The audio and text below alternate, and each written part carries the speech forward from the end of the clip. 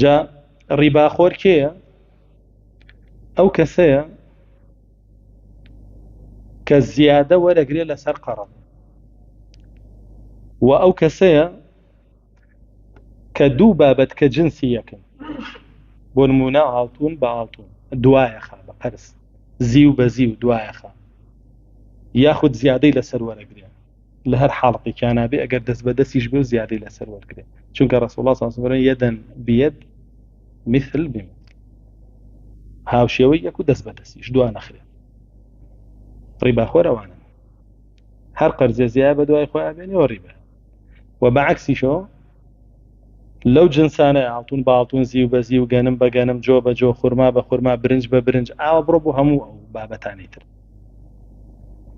کە ئەو کابرایە بە قەرز ئەیداتێ و بە قەرز وەریەگرێتەوە بە ڕیبە، یاخود بە قەرز ئەیداتێ بە حازر ئەیداتێ بەڵام زیادەی لەگەڵا لێ وەرەگرێ و ژەبێ بە ڕیبە. چونکە ڕەسوڵ الله صلی الله عليه وسلم لە بەرهەمی خورماکەی خەیبەری بۆ هێنرا، ئەبوو هورەیرای گێڕێتەوە، فەرمێ خورمایەکیان بۆ هێنا جوان بوو، فەرمووی لە سەحابەکە بۆ ئەو خورمایەوە نەجوانە، ئەو خورمای خەیبەر ئاوا؟ وتی نەخێر. تی ئەم جوانت لەکوێ بووە؟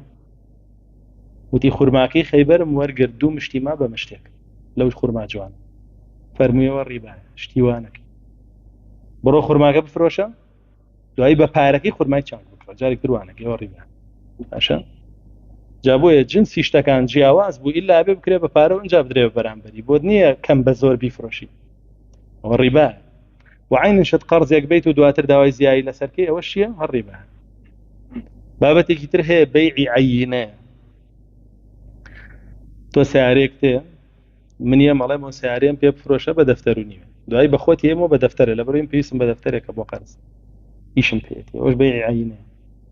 ئەوە داخڵی ڕیبا نابێ، بەڵام زۆرێک لە زانایان لەسەر ئەو قەناعەتەن کە ئەو بابەتە حرامە و ئەو کەسێ و معاملەیە بکە گوناحبارە، هەندێکیشیان ئەڵێن دروست، بەڵام نصی حديثي لسلك رسول الله صلى الله عليه وسلم فرمي إذا تبايعتم بالعينة ورضيتم بالزرع وأخذتم أذناب البقر سلط الله عليكم ذلا لا يرفع عنكم حتى ترجعوا إلى دينكم. أو حديثة بلغي حراميتي برون وأشكرائي أوش، بلا ما نروح إلى شرعيان ليكردو هندي بانك بناوي إسلامية وهي لأنه خلقي أن توشي أو جوهر مع عملية كردو، مع عملية رباكش زور رونا. إما دوو جۆر کڕین و فرۆشتنمان هەیە، باشە؟ کڕین و فرۆشتنێک حازرە، کڕین و فرۆشتنێک قەرزە. ئەو کڕین و فرۆشتنەی کە حازرە چۆنە؟ کاوە دەست بە دەست پارایت و کاڵا وەرەگری، بە قەرزیشە دەبێ وابێ، نابێ بڵێ بە قەرز زیایە خەمە سەر، ئەوە بێ بە ڕیباویش، باشە؟ بۆی نییە بڵێ بە قەرز زیایە خەمە سەر، ئەوە ژەبێ بە ڕیبا. بۆیە ئاگادار بن، یعنی رسول الله صلى الله عليه وسلم هۆشداری داوە کە پێش هاتنی ڕۆژی قیامەت ڕیباخۆری زۆر زۆرە بێ، ڕیباخۆری زۆر زۆرە بێ، حتا فەرمێ ئەوەی کە نایخوات تۆزی ڕیبا چێ بەسەری، ئەوەشی کە نایخوا خۆی لێپارێزێت تۆزەکەی هەر چێ بەسەری.